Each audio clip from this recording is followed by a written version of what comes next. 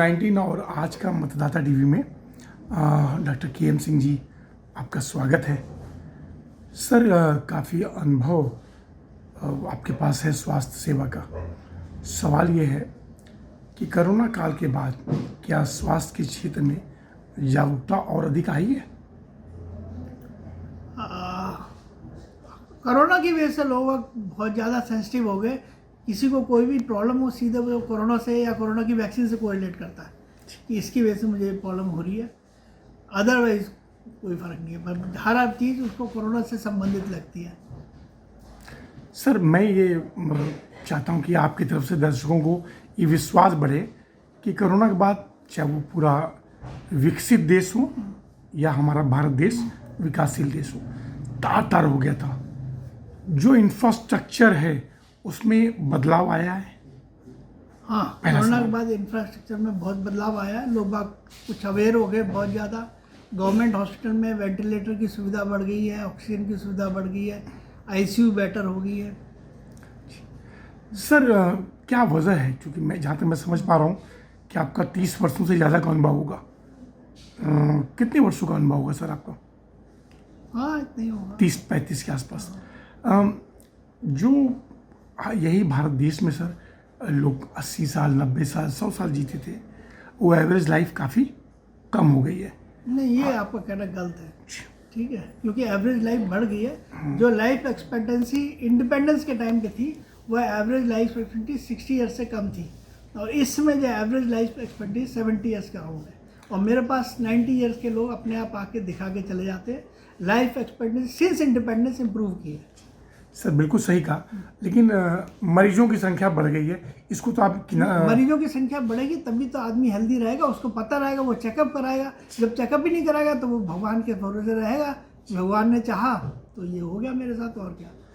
Sir, जो वर्तमान में सब लोग भाग दौड़ के लाइफ जी रहे हैं, काफ़ी स्ट्रेस भरा लाइफ है। चाहे प्रदूषण हो, चाहे वो खान पान हो, चाहे उनकी सोच हो, सब अस्त व्यस्त है। क्या यही एक वजह है कि आदमी ज़्यादा अनहेल्दी है? बहुत कम उम्र में लोगों को हार्ट अटैक हो रहे हैं। मेरी बात को गंभीरता से लीजिएगा सर। बहुत कम उम्र में हार्ट अटैक इसीलिए हो रहा है, लोगों की एम्बिशंस बढ़ गई हैं, लोगों की रिक्वायरमेंट बहुत बढ़ गई है। आज से 40 साल पहले किसी के पास स्कूटर होता था, दैट वाज लग्जरी। अभी तो स्कूटर बच्चे चला रहे हैं। तो जब आप इतनी लग्जरी अफोर्ड करेंगे तो आपकी स्ट्रेस तो बढ़ेगी, आपको ज़्यादा पैसा कमाना पड़ेगा, आप चलेंगे नहीं, आपका फिजिकल मूवमेंट कम हो जाएगा, खेलने के लिए पार्क्स नहीं है, कुछ नहीं है, तो जितनी बीमारियाँ लैक ऑफ फिजिकल एक्टिविटी से होती है वो बढ़ेंगी डेफिनेटली, खासतौर से जितने मेट्रोपॉलिटन सिटीज़ हैं वहाँ पे। और वो भी जो लोअर क्लास है उसमें ज़्यादा बढ़ रही है, लोअर मिडिल क्लास में, because they are over ambitious. जो अपर क्लास के लोग हैं वो they are conscious, they don't have to spend all these things. Sir, upper class के कितने लोग हैं? बहुत कम लोग हैं अपर क्लास के। अगर मैं मास की बात करूं, जो देश की सरकार होती है वो मास से चुन के आती है। सर, मैं चाहूँगा आपकी तरफ से ये अपील हो कि आम नागरिक स्वस्थ रहने के लिए 2, 4, 5 ऐसा क्या काम करे कि वो स्वस्थ रहे? स्वस्थ, देखिए, बीमारी तो किसी को भी हो सकती है। इन्फेक्शस डिजीज ऐसी होती है जो कि आप कंट्रोल कर सकते हैं सिर्फ हाइजीन से। बाकी जितनी ये क्रॉनिक इलनेस है, लाइक कैंसर है, डायबिटीज़ है, पैरालिसिस है, हार्ट अटैक है, ये सब आपकी लाइफस्टाइल से रिलेटेड है। तो लाइफस्टाइल को कंट्रोल करने के लिए एटलीस्ट आपको वीक में 5 डेज वॉक करनी चाहिए, minimum of 40 minutes per day. आपको हफ्ते में 2-3 दिन योगा करना चाहिए, एंड हफ्ते में 2 दिन कम से कम मसल्स ट्रेनिंग करनी चाहिए, वेट करना चाहिए। इन सबको करने से आप जितनी ये लाइफस्टाइल डिजीज उनसे बच सकते हैं, पर इसके लिए लोगों के पास टाइम नहीं है, बिकॉज एनसीआर में। सर, इसीलिए मैं प्रयास कर रहा हूँ कि मैं भाग के सभी डॉक्टर्स के पास जा रहा हूँ कि लोग कम से कम कुछ तो जागरूक हों। सर, ये तो मैं तो अपने सब मरीजों को बताता हूँ, बट जैसे कि भी हमारे पास 2 दिन का वीकेंड होता है। हाँ। बाकी तो हम सुबह 7 बजे उठते हैं और रात को 10 बजे आते हैं, खाना खा के सो जाते हैं। तो जितने लोग हैं उसमें काम कर रहे हैं, this is all dependent on your life style ना। अगर आपको ज़्यादा पैसा चाहिए, ज़्यादा मेहनत करनी पड़ेगी, ज़्यादा मेहनत करेंगे तो टाइम तो उतना ही है, 24 आवर्स आपको उसमें यूटिलाइज। और लोगों के एस्पिरेशन बहुत ज़्यादा हो गए हैं, हर आदमी लग्जरी गाड़ी। अब आप एनसीआर में देख लीजिए, मारुति 800 कम दिखेंगी, बड़ी गाड़ियाँ ज़्यादा दिखेंगी। क्यों है ऐसा? Right sir. सर, जो एनसीआर में है मेरे ख्याल से देश का सबसे ज़्यादा प्रदूषित जगह है, प्रदूषण भी बहुत ज़्यादा है। जहाँ आप भी प्रैक्टिस करते हैं, मैं भी पत्रकारिता करता हूँ। तो क्या केंद्र और राज्य सरकार से कुछ मांग करेंगे कि कम से कम अगर हम बहुत ज़्यादा उनको सुविधाएं नहीं दे पा रहे हैं, इंफ्रास्ट्रक्चर नहीं दे पा रहे हैं, तो कम से कम पॉल्यूशन तो कम कर दें। पॉल्यूशन में तो पब्लिक का योगदान बहुत जरूरी है, क्योंकि हर आदमी सोचता है, अब जैसे पहले जनरेटर थे कि मैं तो जनरेटर चला के दरवाजे बंद कर लिए। अब हम किसी से कहते हैं इतना पॉल्यूशन है कि नहीं साहब हमारे घर बंद रहते हैं, हमारे यहाँ तो गंदगी है नहीं। मैंने कहा ट्रंक उठा के देखो कितनी गंदगी है और उसी में आप सांस ले रहे हो। जी जी। तो लोगों का पर्सनल एफर्ट भी होना चाहिए कि वो गंदगी ना करें। और इतने सब होने के बाद अभी भी लोग कूड़ा सड़क पे जला देते हैं। हाँ सर, हाँ सर। तो ये पब्लिक को ज़्यादा करना पड़ेगा ना, हर चीज़ गवर्नमेंट नहीं कर सकती, पब्लिक को खुद करना चाहिए, इनिशिएटिव पब्लिक को लेने पड़ेंगे। हाँ सर। तभी काम हो सकता है। केम सिंह जी, जहाँ तक मैं समझ रहा हूँ, एक सवाल मेरे मन में आ रहा है, क्या गाज़ियाबाद में सरकारी मेडिकल कॉलेज खोलना चाहिए? ये तो सरकार के हाथ में है। नहीं, गवर्नमेंट खोलने की कोशिश तो सब जगह कर रही है, जितने डिस्ट्रिक्ट हॉस्पिटल खुल रहा है गाजियाबाद में भी, पर उसमें मैं नहीं समझता कि अच्छे डॉक्टर बन के निकलेंगे, बिकॉज डॉक्टर्स ही नहीं है। जो टीचर्स अच्छे नहीं होंगे तो डॉक्टर कैसे बनेंगे? एक डॉक्टर है, एक डिपार्टमेंट में एक डॉक्टर है, कितनी घंटे काम करेगा, कितना वो पढ़ाएगा मरीजों को, कितना वो डॉक्टर करेगा, क्या क्या करेगा। जब आपका स्टाफ ही नहीं है तो मेडिकल कॉलेज खोलने से क्या होगा? ऑन पेपर आपने खोल दिया, ये भी मेडिकल कॉलेज हो गया। सर मैं सवाल मेरा ये था कि जैसे कि प्राइवेट मेडिकल कॉलेज गाज़ियाबाद में है, किसी व्यक्ति को या निम्न मध्यम और का जो बच्चा होगा बड़ी लंबी फीस भरनी होती है।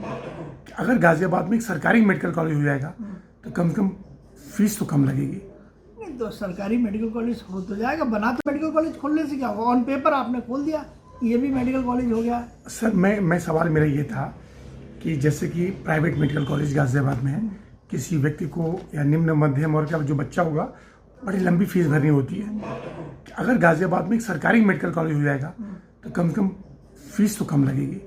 नहीं तो सरकारी मेडिकल कॉलेज हो तो जाएगा, बना तो रही है गवर्नमेंट। यूपी गवर्नमेंट ने सारे डिस्ट्रिक्ट हॉस्पिटल, बुलंदशहर में बन रहा है, गाजियाबाद का भी बनने वाला है। हाँ वही मेरा कि गाज़ियाबाद में होना चाहिए। पर उससे क्या होगा? बच्चे तो चले जाएंगे, सर्टिफिकेट भी मिल जाएगा, पर क्वालिफिकेशन वो नहीं होगी, आरएमपी से भी बदतर होंगे शायद। ओके। अगर जो स्टाफ इतना ही रहा तो, हाँ अगर जो टीचिंग स्टाफ का स्टैंडर्ड ऐसे ही रहेगा तो वो एक आरएमपी। बहुत बड़ी बात कही सर आपने कि टीचिंग स्टाफ के स्टैंडर्ड को बढ़ाना चाहिए। अभी भी आपके जितने मेडिकल कॉलेज हैं यूपी गवर्नमेंट के जो 50 साल पुराने, वहाँ पे पूरी फैकल्टी नहीं है। तो फिर आप कैसे उम्मीद करते हैं कि डिस्ट्रिक्ट हॉस्पिटल में फैकल्टी पूरी हो जाएगी? डॉक्टर्स ही नहीं है। जी जो डॉक्टर्स होते हैं वो ट्रांसफरेबल जॉब की वजह से इधर से उधर भेज के आते रहते हैं। राइट। तो यहाँ से वहाँ, वहाँ से वहाँ। नहीं, ये आपकी बात को मैं ऊपर तक भेजूंगा कि कम से कम वो एजुकेटेड डॉक्टर रखें, इससे बच्चे पढ़ के निकले। एजुकेटेड तो सभी होते हैं, पर सर्विसेज उनकी प्रॉपर होनी चाहिए ना, फैसिलिटीज़ होनी चाहिए और मैन पावर होनी चाहिए। एक आदमी क्या काम करेगा? सर देखा जा रहा है हमारा भारत देश मतलब हेल्थ के मामले में एक तरह से बहुत बड़ा टूरिज्म का रोल अदा कर रहा है। बाहर देश के बहुत लोग गाज़ियाबाद, दिल्ली, एनसीआर में आके अपना ऑपरेशन कर रहे हैं। उसका मुख्य वजह क्या है sir?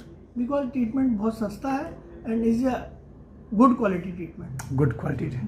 If you go to America you have to wait for 15-16 hour for emergency treatment. Right. Minimum 15 to 16 hours for emergency treatment. Doctor Kem Singh ji, एक सवाल और था, जो हमारा भारत देश कैपिटल ऑफ डायबिटीज बन गया, किसको दोषी ठहराएंगे? लाइफ स्टाइल को। आजकल कोई भी बच्चा पैदल स्कूल नहीं जाता, सब रिक्शों पे और साइकिल पे स्कूल, साइकिल भी नहीं, रिक्शों पे स्कूल जाते। बिल्कुल सही कहा। तो लाइफ स्टाइल को बदलना बहुत ज़रूरी है, तब जाके स्वास्थ्य अच्छा होगा। सर एक सवाल और भी था, बिल्कुल आपकी ओपिनियन ले रहा था। कोरोना के काल के बाद स्वास्थ्य क्षेत्र को मजबूत देने के लिए हर आदमी इंश्योरेंस सेक्टर में इन्वॉल्व हो गया, अपने को इंश्योर करने लगा। मैं किसी अस्पताल की बात नहीं कर रहा हूँ, लेकिन क्या इंश्योरेंस कंपनी को और अधिक पारदर्शी होना चाहिए?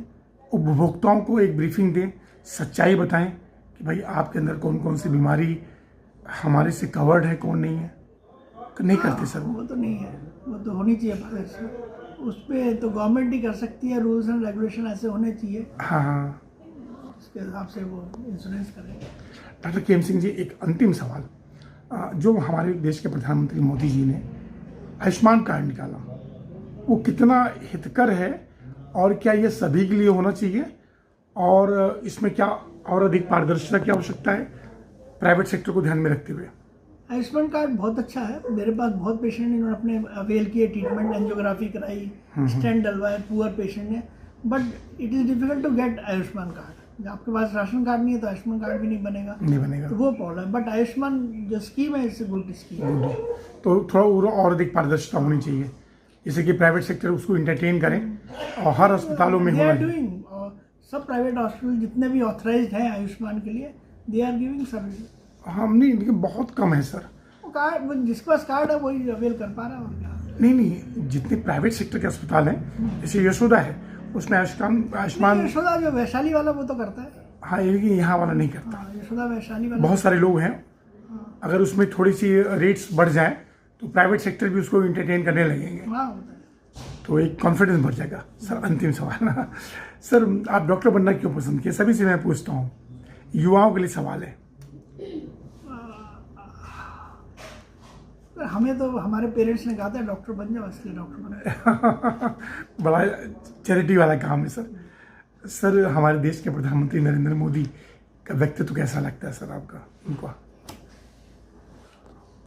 मैं मोदी जी तो भी नॉन कंपेरेबल है। Nobody can be compared with mister Modi. जी जी, he is a will power, strong will power and he can health conscious भी है, हेल्थ कॉन्शियस भी है।